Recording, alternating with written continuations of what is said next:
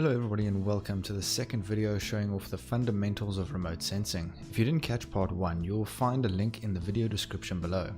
In the previous video, we learned how to import Landsat 8 and Sentinel-2A data downloaded from the USGS's website. In most cases, when you work with various data types such as rasters and vectors, you might require that the data be in the same projection. For instance, the Landsat 8 and Sentinel-2A datasets we will use in this video are in the Universal Transverse Mercator projection, while the vector datasets are in the Geographic Coordinate System. One thing to note is that Imagine fully supports on-the-fly projection of files in different projections in display. While this is the case, some processes, such as image subset, require that the vector data and the raster data be in the same projection.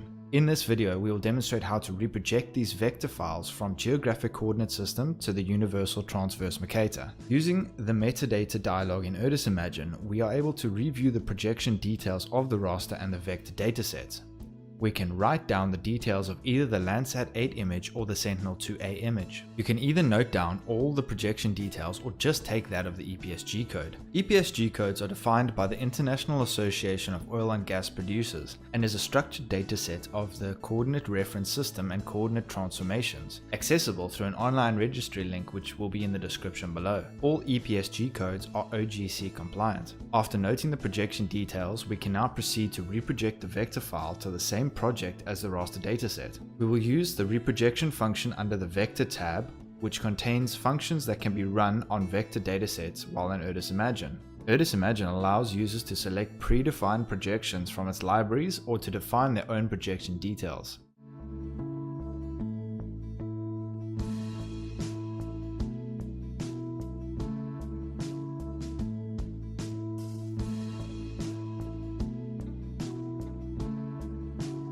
In our case, we will just enter the EPSG code 32734, which populates the projection definition dialog with the appropriate UTM projection details.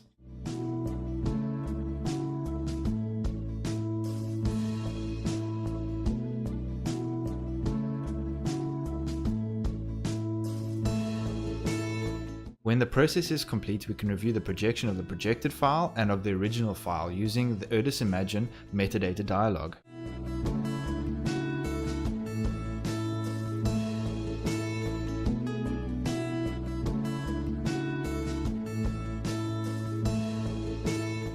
Today's video was a short one, but thanks for tuning in to part 2 of the fundamentals of remote sensing. If you like this video, be sure to hit that like button and maybe even subscribe to get notified when our videos go live. Next week we'll be showing off part 3 of the fundamentals of remote sensing.